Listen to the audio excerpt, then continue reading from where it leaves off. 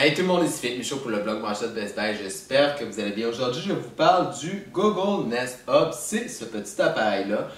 C'est un appareil qui est doté de l'assistant Google. Donc, c'est un appareil qui est doté d'un contrôle d'un assistant vocal. Donc, vous pouvez lui poser toutes sortes de questions juste avec votre voix. Mais aussi, il peut vous servir de poste de commandement à votre maison intelligente. En fait, il peut vous aider à contrôler d'autres appareils intelligents, par exemple un thermostat, tout simplement à l'aide de votre voix. Aussi, comme vous pouvez le voir, il est doté d'un écran de 7 pouces, une résolution de 1024 par 600 pixels. Donc, cet écran-là est capable d'afficher, par exemple, des vidéos. Donc, ça ajoute un petit plus, c'est une fonctionnalité supplémentaire.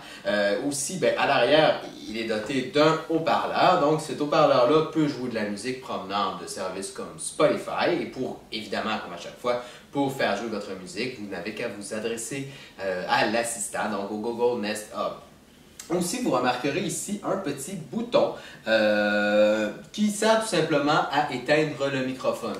Donc, quand ce bouton-là est poussé, donc on voit le rouge, ça signifie simplement que le microphone est désactivé, donc vous ne pouvez plus vous adresser au Google Nest Hub. Dans les prochaines minutes, en fait, je vous propose de voir un peu plus en détail ces différentes fonctions et vous allez voir qu'il comprend vraiment bien le français québécois, en fait le français qu'on parle ici au Québec. Alors, lorsque le Google Nest Hub ne fonctionne pas, en fait, lorsqu'il n'est pas utilisé par son utilisateur, il affiche des images, des photos provenant de votre compte Google. Donc, ici, c'est tout simplement des photos provenant de mon propre compte Google. Et puis, ces photos-là vont se faire comme un carrousel, donc, ils vont changer automatiquement. Aussi, ce qu'il faut savoir, c'est que le Google Nest Hub affiche l'heure dans le bas et vous avez ici la météo. Par contre, je peux aussi lui demander la météo. OK Google, quelles sont les prévisions météo pour aujourd'hui? Selon les prévisions, aujourd'hui, à Saint-Hubert, le ciel sera principalement ensoleillé avec des températures maximales prévues à 17 degrés et des températures minimales à 8 degrés. En ce moment, il fait 9 degrés avec du soleil. Donc, je peux évidemment lui demander, et en fin de semaine, je peux appuyer ici, donc on peut voir qu'il y a quelques boutons. Par exemple, je dis en fin de semaine. Aujourd'hui, à Saint-Hubert, le ciel sera principalement ensoleillé avec des températures maximales prévues à 17 degrés et des températures minimales à 8 degrés. Demain, le ciel sera principalement nuageux avec des températures maximales à 19 degrés et des températures minimales à 13 degrés. Dimanche, il y aura des orages dispersés avec des températures maximales à 18 degrés et des températures minimales à 8 degrés. On peut également demander toutes sortes de choses. Par exemple, je peux lui dire « OK Google, montre-moi comment couper un ananas sur YouTube. » Voici ce que j'ai trouvé sur YouTube. Et là, on peut avoir des vidéos, tout simplement, de comment couper des ananas. On peut en visionner une ici, tout simplement. Donc, on peut apprendre à voir la vidéo, tout simplement. On peut aussi lui demander, par exemple, « OK Google, fais jouer de la musique pour cuisiner. » D'accord. Je mets l'album Jazz en cuisine, musique pour cuisiner, cuire et frire de délicieux repas sur Spotify.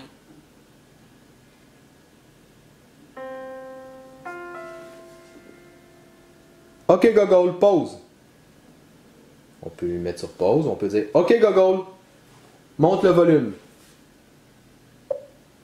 Et puis, il peut monter le volume. À noter également que à l'arrière, en fait, vous retrouvez ici un petit curseur qui sert à monter et descendre manuellement le volume. Donc, simplement comme ça.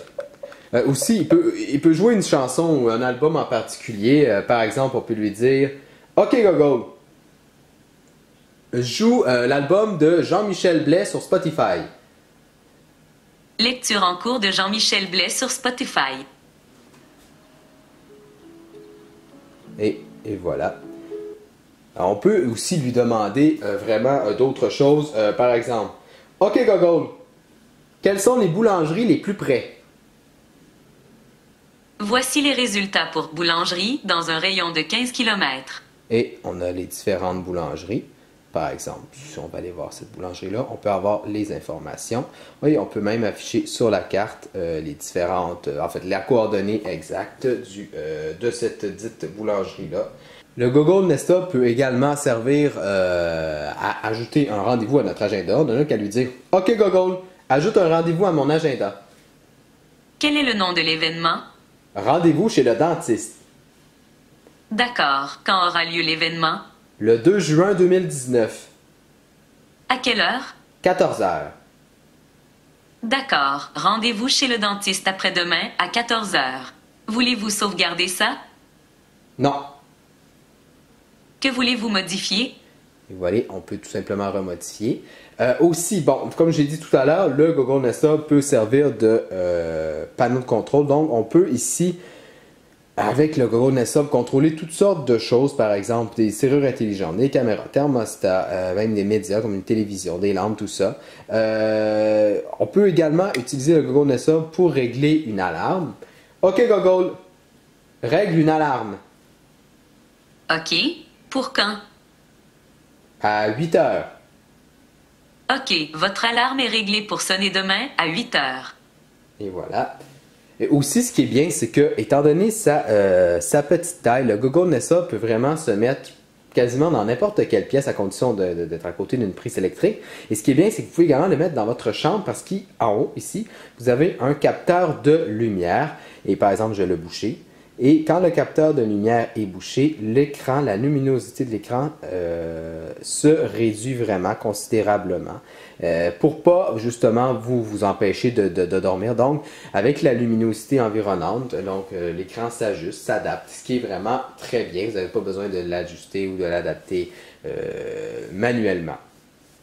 Donc voilà, à qui s'adresse le Google Nest Hub? Je dirais surtout aux gens qui recherchent un assistant personnel, mais qui aiment aussi avoir peut-être un écran ou qui aimeraient ça avoir un assistant personnel dans leur chambre à coucher pour, entre autres, avoir justement un réveil matin autre que leur téléphone intelligent. D'ailleurs, l'écran ajoute vraiment un plus parce que, par exemple, quand on fait jouer une pièce musicale, ben, on peut voir l'auteur s'afficher, ce qui ne permet pas un haut-parleur, on pourrait dire un haut-parleur intelligent traditionnel. Et également aussi, ce qui est bien, c'est que comme on peut voir, il affiche des photos, donc ça peut être un superbe cadre intelligent, si on veut. Et aussi, ben, il aide vraiment à configurer plusieurs choses, plusieurs appareils intelligents issus de la domotique.